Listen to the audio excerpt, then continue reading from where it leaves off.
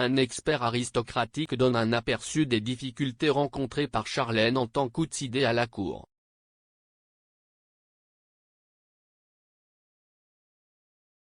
En novembre dernier, la princesse Charlène est revenue à Monaco après un séjour d'1 mois en Afrique du Sud, pour se rendre dans une clinique quelques jours plus tard en raison de l'épuisement. Peu de temps après le retour de Charlène, il est devenu évident que la princesse n'était actuellement pas à la hauteur des défis de ses fonctions royales, a expliqué le prince Albert à People avec une inquiétude évidente.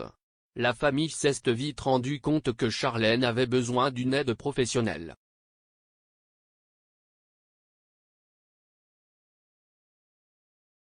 Charlène harcelée par l'élite de Monaco?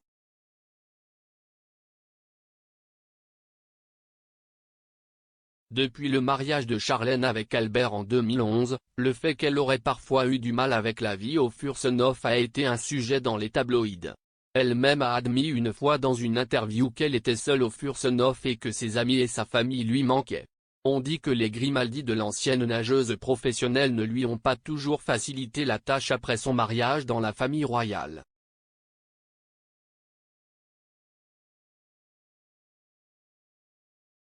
Selon The Daily Beast, la femme d'Albert, une ancienne roturière, a été carrément harcelée par des snobs royaux dans le palais princier.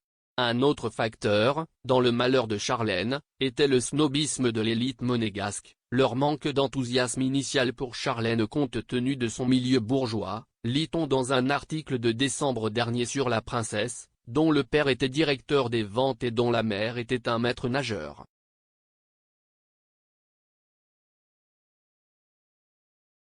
J'ai dû m'habituer à un mode de vie complètement différent.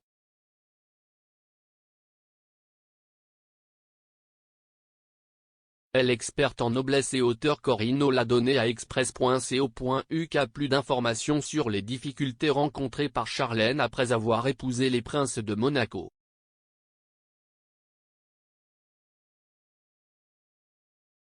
Je pense que pour les étrangers, s'il y a une pression terrible de se marier dans des familles comme ça, a observé Hall. Quelle que soit la famille noble, quel que soit l'étranger, il doit s'habituer à un mode de vie complètement différent.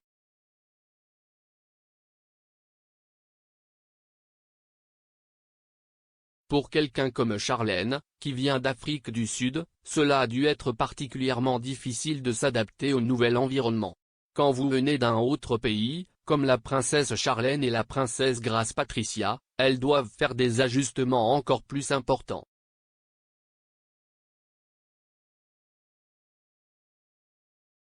En gros, l'ancien nageur professionnel s'est adapté à merveille, note l'expert de la noblesse. Même si cela aurait pu être un défi.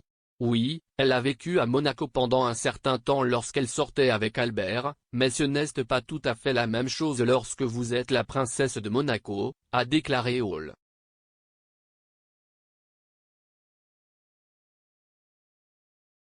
Charlène sur la vie à la cour, il n'y a pas de vraie stabilité.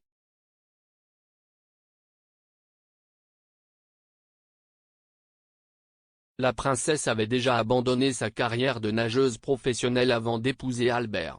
Même si elle a dû changer sa vie pour qu'Albert rende justice au rôle de princesse de Monaco, Charlène est restée fidèle à ses principes.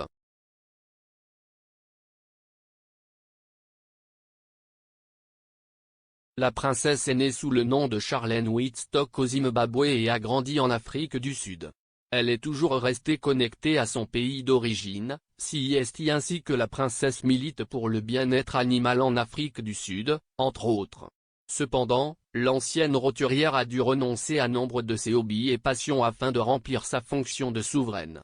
Charlène a même dû adapter ses habitudes alimentaires à son emploi du temps princier. Il n'y a pas de réelle cohérence, s'est-elle plainte un jour dans une interview accordée avant Health. Elle a du mal à maintenir une routine dans sa vie de royale, mais, mes journées ne sont jamais les mêmes et vous ne pouvez pas vraiment choisir ce que vous mangez lors d'événements.